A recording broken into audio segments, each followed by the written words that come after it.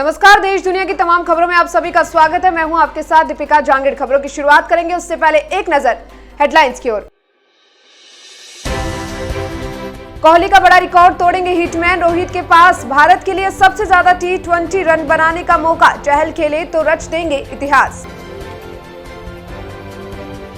महेंद्र नरेंद्र गिरी ने की थी आत्महत्या। जान देने के लिए आनंद गिरी ने उकसाया। 2008 से चल रही थी खटाल। सीबीआई चार्जशीट में हुआ खुलासा। लखनऊ डीजी कॉन्फ्रेंस में मोदी, गृह मंत्री शाह और NSA डोभाल भी हैं साथ। साइबर क्राइम और नक्सलवाद पर हुआ प्रेजेंटेशन। कंगना के खिलाफ शिकायत। एक्ट्रेस ने किसानों को बताया था खालिस्तानी आतंकवादी। दिल्ली में देशद्रोह की शिकायत हुई दर्ज। जरूरत पड़ने पर दोबारा कृषि कानून। कलराज मिश्र बोले, समय अनुकूल नहीं इसलिए प्रधानमंत्री ने कानून वापस लिए। आगे जरूरत पड़ी तो फिर लाए जाएंगे। तो चलिए अब खबरें विस्तार से। कोलकाता में भारत और न्यूजीलैंड के बीच आज 3 T20 सीरीज का आखिरी मुकाबला खेला जाएगा। पिछले दोनों मैचों में मिली जीत के बाद आज भी रोहित एंड कंपनी को जीत का फेवरेट माना जा रहा है। आइए आपको बताते हैं कि आज के मैच में कौन कौन से बड़े रिकॉर्ड बन सकते हैं। आज के मैच में भारतीय कप्तान रोहित शर्मा अगर 87 रन बना लेते हैं तो वो T20 इंटरनेशनल में सबसे ज्यादा रन बनाने वाले दूसरे बल्लेबाज बन जाएंगे और विराट कोहली 3227 को पीछे छोड़ देंगे। पहले पायदान पर कीवी ओपनर मार्टिन गुप्टिल का नाम आता है। इतना ही नहीं, हिटमैन अगर आज के मैच में 3 छक्के लगा देते हैं तो T20 में 150 छक्के लगाने वाले दुनिया के दूसरे और भारतीय टीम के पहले बल्लेबाज बन जाएंगे। रोहित अभी तक 147 छक्के लगा चुके हैं। T20 में सबसे पहले 150 छक्के लगाने का कीर्तिमान मार्टिन गुप्टिल ने बनाया था। अभी तक उनके बदले में 161 छक्के देखने को मिले हैं। अखाड़ा परिषद के पूर्व अध्यक्ष महेंद्र नरेंद्र गिरी की संदिग्ध मौत मामले में केंद्रीय अन्वेषण ब्यूरो सीबीआई ने आरोपी आनंद गिरी समेत 3 के खिलाफ जिला अदालत में चार्जशीट दाखिल की है। सीबीआई ने अपनी विवेचना में उन्हीं तथ्यों पर जोर दिया है जिन पर यूपी पुलिस ने अपनी शुरुआती विवेचना में दिया था। सीबीआई ने महेंद्र नरेंद्र गिरी की मौत को आत्महत्या माना है। वहीं आनंद गिरी, आधा तिवारी व संदीप तिवारी के खिलाफ 306, 120B धारा लगाई है। सीबीआई ने अपनी चार्जशीट में उल्लेख किया है कि 2008 में आनंद गिरी की ओर से गंगा सेना का गठन किया गया। कुंभ मेला में अलग कैंप लगाया गया था। यहीं से महेंद्र नरेंद्र गिरी व आनंद गिरी के बीच दूरी बढ़ना शुरू हो गई। महेंद्र नरेंद्र गिरी की ओर से गंगा सेना को लेकर आपत्ति भी जाहिर की गई थी।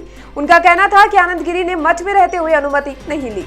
पीएम नरेंद्र मोदी ने लखनऊ में चल रही अखिल भारतीय डीजी कॉन्फ्रेंस में पुलिस अधिकारियों को संबोधित किया। प्रधानमंत्री ने कहा कि पुलिस अफसर देश के भीतर उभर रही सुरक्षा चुनौतियों के लिए तैयार रहे। प्रधानमंत्री के संबोधन के बाद अलग अलग राज्यों के डीजीपी अपने प्रेजेंटेशन दिए। इसमें अलग अलग मुद्दों पर चर्चा की गई। बैठक में गृह मंत्री अमित शाह और NSA चीफ अजीत डोभाल के साथ गृह मंत्री राज्य मंत्री अजय मिश्रा टेनी भी मौजूद रहे। देश में सबसे ज्यादा साइबर क्राइम यूपी में बढ़े हैं। अब ऐसे में यहां हर थाने में साइबर के लिए नोडल अधिकारी की नियुक्ति और साइबर सेल को तकनीकी रूप से बेहतर बनाने का प्रेजेंटेशन दिया गया है। बॉलीवुड एक्ट्रेस कंगना रनौत मोदी सरकार के कृषि कानून वापस लिए जाने पर लगातार नाराजगी जाहिर कर रही है। हाल ही में उन्होंने पूर्व प्रधानमंत्री इंदिरा गांधी की तारीफ करते हुए किसानों को खालिस्तानी आतंकवादी कहा था। कंगना ने इस बयान के बाद यूथ कांग्रेस के नेशनल सेक्रेटरी अमरीश रंजन और लीगल सेल के कोऑर्डिनेटर अंबुज दीक्षित ने उनके खिलाफ दिल्ली में शिकायत दर्ज करवाई है। एक्ट्रेस ने शुक्रवार को सोशल मीडिया पर लिखा था, खालिस्तानी आतंकवादी शायद आज सरकार का हाथ मोड़ रहे हैं, लेकिन भारत की इकलौती प्राइम मिनिस्टर को मत भूलिए जिन्होंने इनको अपनी जूती के नीचे दबा दिया था। उन्होंने इस देश के लिए पता नहीं कितना सहा है। उन्होंने अपनी जिंदगी के बदले इन्हें मच्छरों की तरह कुचला है, लेकिन देश के टुकड़े नहीं होने दिए। उनकी मौत के दशकों बाद भी आज तक ये उनके नाम से कांपते हैं। उनको वैसा ही गुरु चाहिए। राजस्थान के राज्यपाल कलराज मिश्र ने कृषि कानून पर कहा कि समय अनुकूल नहीं है, इसलिए प्रधानमंत्री ने कृषि कानून वापस लेने का फैसला लिया है। अगर आगे जरूरत पड़ी तो किसान बिल फिर लाया जाएगा। तो वही भदोही पहुंचे मिश्र ने कहा कि प्रधानमंत्री किसानों को उनके लिए बने तीनों कानूनों के बारे में समझा नहीं पाए। किसानों का धरना प्रदर्शन लगातार जारी रहा, इसलिए सरकार ने बड़ी ही शालीनता से तीनों कानून को वापस लेने का फैसला किया है। सरकार ने अच्छा कदम उठाया है। दरअसल कलराज मिश्र फिल्म निर्माता कृष्णा मिश्रा की बेटी की शादी के मौके पर शनिवार को उनके भदोही स्थित घर पहुंचे। उन्होंने विंध्याचल धाम में पूजा अर्चना की। इसके बाद उन्होंने मीडिया से बात की। यूपी की बढ़ती जनसंख्या पर उन्होंने कहा कि प्रदेश में काफी बढ़िया चल रहा है।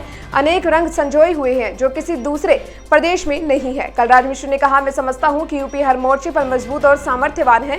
राज्यपाल ने संकेतों में कहा कि जनसंख्या को देखते हुए उत्तराखंड की तर्ज पर यहां भी बंटवारा हो जाना चाहिए। ये सरकार के ऊपर है।